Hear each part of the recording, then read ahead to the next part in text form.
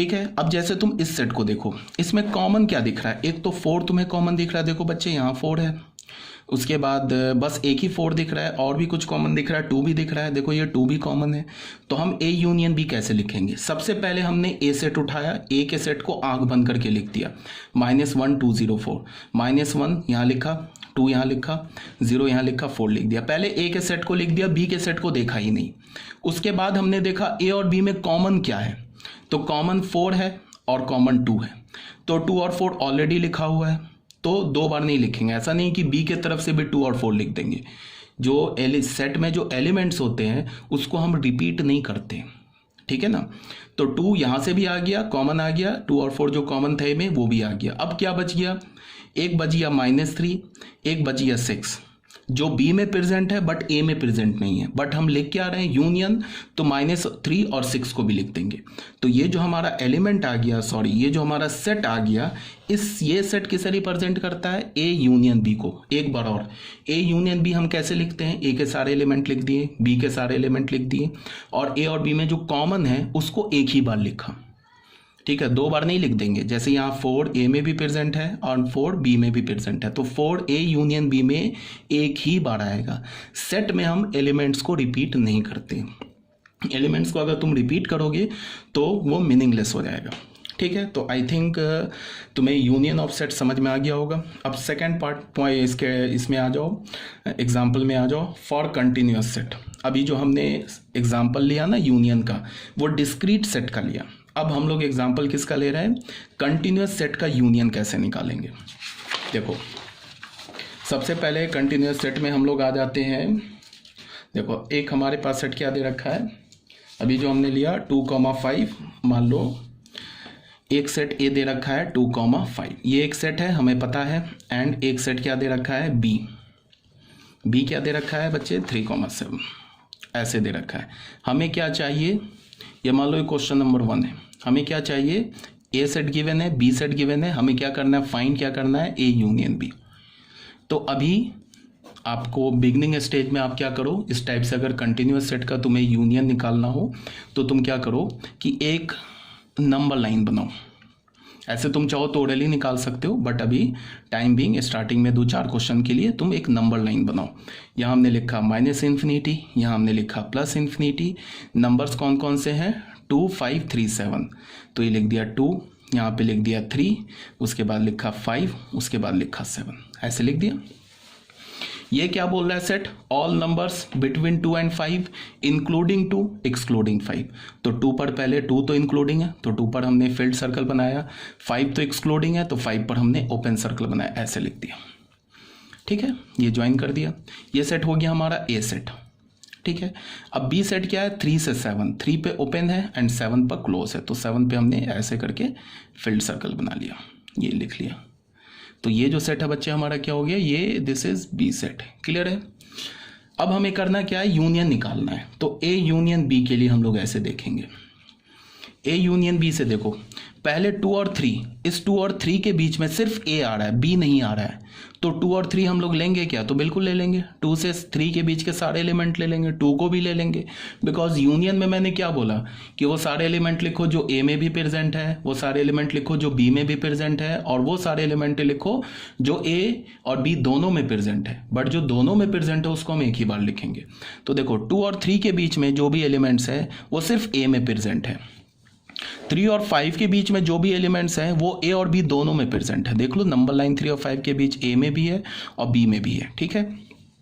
5 और 7 में जो प्रेजेंट एलिमेंट है वो सिर्फ बी में प्रेजेंट है, ए में प्रेजेंट नहीं है, ठीक है। तो हमें क्या करना है, 2 और 3 के बीच के सारे रियल नंबर्स लेने हैं, 3 और 5 के बीच के सारे रियल नंबर्स लेने हैं, 5 और 7 के बीच के सारे रियल नंबर्स लेने हैं। 5 पे, अब 7 पे आ जाओ, 7 भी हमें लेना है, क्यों, बिकॉज 7 बी में है, तो बी के भी एलिमेंट लेंगे, तो 7 भी हमें लेना है। 5 को भी हम लेंगे, क्यों, 5 ए में तो नहीं है बट बी सेट में है, देख लो 5 बी में है, तो 5 भी हमें ले लेना है। फिर 3 को हम लेंगे, क्यों लेंगे, बिकॉज 3 ए में है बट बी में नहीं है। तो मैंने बोला ना कि ए के भी सारे लिखो, बी के भी सारे लिखो, कॉमन भी लिखो, तो 3 भी हम ले लेंगे। फिर हम 2 भी ले लेंगे, बिकॉज 2 ए में तो है बट बी में नहीं है। तो फाइनली हमें कहाँ से कहाँ मिल गया यूनियन, 2 से लेके क्लोज कहाँ तक मिल गया हमें, 7 क्लोज तक। तो ये हमारा ए यूनियन बी आ गया। इसको हम कैसे लिखेंगे, 2 से 5 ओपन इसका, और यूनियन किसका हमने लिया है, 3 से 7 तक क्लोज यहाँ पे। तो ये हमारा आ गया ए यूनियन बी। क्लियर होना चाहिए आप लोगों को, कोई डाउट होगा तो पूछ लेना, ठीक है। तो ये हमारा पेज नंबर 6, ये भी हमारा क्लियर हो गया। अब आ जाओ पेज नंबर 7 में, ठीक है। तो यही बात यहाँ पे लिखी हुई है। अब आ जाओ इंटरसेक्शन ऑफ सेट्स में। इंटरसेक्शन ऑफ सेट्स का क्या मतलब है, contains all elements which are common between A and B. A and B, हमें अगर दो सेट का इंटरसेक्शन लेना है, इसका क्या मतलब है कि सिर्फ हमें वही सारे एलिमेंट्स लिखने हैं जो ए और बी में कॉमन है। मतलब क्या है, वही एलिमेंट्स लिखने हैं जो ए में भी प्रेजेंट है एंड बी में भी प्रेजेंट है, तो दोनों का कॉमन एलिमेंट लिखना है। तो इंटरसेक्शन के लिए हम लोग कैसा सिंबल यूज करते हैं, ऐसे। यूनियन के लिए सीधा यू, इंटरसेक्शन के लिए उल्टा यू। ए यूनियन बी ऐसे लिखा, ए, इसको हम क्या रीड करेंगे, A intersection B. A set, हम ए हमारा सेट है, बी हमारा सेट है, तो ये ए इंटरसेक्शन बी भी हमारा एक सेट ही है। इसको हम कैसे रीड करेंगे, ए इंटरसेक्शन बी। इसे हम कैसे रीड करेंगे, ए यूनियन बी। इसका इंटरसेक्शन का अगर मैं तुम्हें सेट बिल्डर फॉर्म लिखना चाहूँ तो सेट बिल्डर फॉर्म क्या होगा, the set of all x such that x belongs to A and and का मतलब condition, x belongs to b। Condition हमने क्या लिखा कि वो सारे x लिखो जो a में भी है एंड b में भी है। और लिखने का मतलब होता है ना, और का मतलब होता है बच्चे ऑप्शन। जैसे हमने और लिखा ना, और किसे इंप्लाई करता है, ऑप्शन को इंप्लाई करता है। एंड किसे इंप्लाई करता है, कंडीशन को इंप्लाई करता है। जैसे मैंने लिखा a और b, ए और बी का क्या मतलब है कि वो सारे एलिमेंट लिखो जो ए में भी है, बी में भी है और दोनों में कॉमन है। मतलब ए के भी सारे लिख दो, बी के भी सारे लिख दो, और ए और बी के कॉमन भी लिख दो। अगर मैंने लिखा ए एंड बी, तो ए एंड बी का क्या मतलब है, सिर्फ उसी एलिमेंट को लिखो जो ए में भी है एंड बी में भी है। ठीक है, काफ़ी स्ट्रेस देके मैंने ये सब बात आपको समझा दिया। तो ये हमारा, इसको हमने लिख दिया किसमें, सेट बिल्डर फॉर्म में। अब आ जाओ एग्जांपल ले लेते हैं। जैसे अभी हमने यूनियन में एक डिस्क्रीट सेट का इंटरसेक्शन लिया था, फिर एक कंटिन्यूस सेट का इंटरसेक्शन लिया था। यहाँ पे भी हम वही करेंगे, डिस्क्रीट सेट का भी इंटरसेक्शन लेंगे, कंटिन्यूस सेट का भी इंटरसेक्शन लेंगे। जैसे एक सेट हमने ये लिया, एक सेट हमने बी लिया, ठीक है। तो इसको हम ए इंटरसेक्शन बी को कैसे रीड करेंगे, the set of all x such that x are present in A and B. ऐसे लिखो, या ये जो लिखा ये भी एक ही बात लिखी हुई है। तो इसको हमने किस में लिखा, सेट बिल्डर फॉर्म में। अब तुम ए और बी में देखो, ये जो 9 है और यहाँ भी देखो 9 है, यहाँ भी 5 है, यहाँ भी 5 है, तो यही दो एलिमेंट कॉमन है, तो इसको हमने कॉमन बना लिया, ये एक ए इंटरसेक्शन बी में लिख दिया। अब ये जो लिखा हुआ है ये बच्चे रोस्टर फॉर्म में लिखा हुआ है, ये डिस्क्रीट फॉर्म में लिखा हुआ है। ऐसे लिखना, चाहे तुम ऐसे लिखो चाहे तुम ऐसे लिखो, बात एक ही है। ये लिखा हुआ है सेट बिल्डर फॉर्म में, ये लिखा हुआ है रोस्टर फॉर्म में।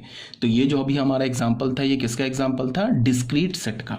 मतलब अभी हमने दो डिस्क्रीट सेट्स का इंटरसेक्शन लिया। अब क्या करने जा रहे हैं, अब हम दो कंटिन्यूअस सेट का इंटरसेक्शन लेंगे। तो कंटिन्यूअस सेट में क्या है हमारे पास, एक तो है ए सेट हमारे पास क्या है 2,5 एंड एक बी सेट क्या है हमारे पास, बी सेट है 3,7, सेम है, तो 7 पे क्लोज, सॉरी। तो कंटिन्यूअस सेट के लिए मैंने क्या बोला, स्टार्टिंग में आप क्या करो कि ऐसे नंबर लाइन बना लो, this is -infinity plus infinity 2 3 5 7 2 3 5 7। तो ये क्या बोल रहा है, 2 से लेके 3 तक, तो 2 पर क्लोज बनाया हमने, सॉरी 2 to 5 इंक्लूडेड नहीं है तो 5 पर ओपन बना दिया, ठीक है। उसके बाद क्या है, ये क्या बोल रहा है 3 ओपन टू, ये तो सेट ए हो गया, 3 ओपन टू, यहाँ पे मतलब 3 ओपन टू 7 क्लोज, यहाँ पे 7 पे हमने क्लोज बना दिया, ऐसे ले लिया। अब तुम देखो कि यहाँ से लेके यहाँ तक का जो लाइन है ना, ये लाइन जो है, ये लाइन ए सेट में भी है और ये लाइन बी सेट में भी है, ये हमारा बी सेट है। तो ये जो लाइन के क्रॉसपॉन्डिंग जो रियल नंबर्स हैं वो ए में भी प्रेजेंट है और बी में भी प्रेजेंट है, ठीक है। तो ये 3 और 5 के बीच के सारे रियल नंबर्स हमें लेने हैं, ठीक है। अब आ जाओ 3 पर, क्या हमें 3 लेना है, तो 3 नहीं लेना है। क्यों नहीं लेना है, बिकॉज जो 3 है वो सेट ए में तो है बट सेट बी में नहीं है, तो 3 कॉमन नहीं है, तो 3 को हमें एक्सक्लूड कर देना है। मतलब क्या है कि A इंटरसेक्शन B में हमें 3 नहीं लेना है। अब आ जाओ 5 लेना है क्या हमें, तो 5 भी नहीं लेना है। क्यों? बिकॉज 5 जो है ये सेट A में तो है बट B में नहीं है। दोनों में होता तो ले लेते, बट A में है B में नहीं है, तो 5 को भी हमें एक्सक्लूड कर देना है। तो फाइनली हमारा आंसर क्या होगा, हमने लिखा A इंटरसेक्शन B। A क्या हमारे पास 2 क्लोज टू 5 ओपन का इंटरसेक्शन 3 ओपन टू 7 क्लोज। ये हमें क्या मिला, सॉरी दिस इज ओपन 3,5। इसको चाहो तुम ऐसे लिख लो, चाहो तुम इसको ऐसे लिख लो। क्लियर होना चाहिए ये भी बात आप लोगों को, कोई प्रॉब्लम नहीं है। तो ये हमारे हमने कंटिन्यूअस सेट का एक एग्जांपल ले लिया। ये हमारा पेज नंबर 7 भी हो गया क्लियर। कोई डाउट होगा पूछ लेना। अब आ जाओ सबट्रैक्शन ऑफ सेट्स में।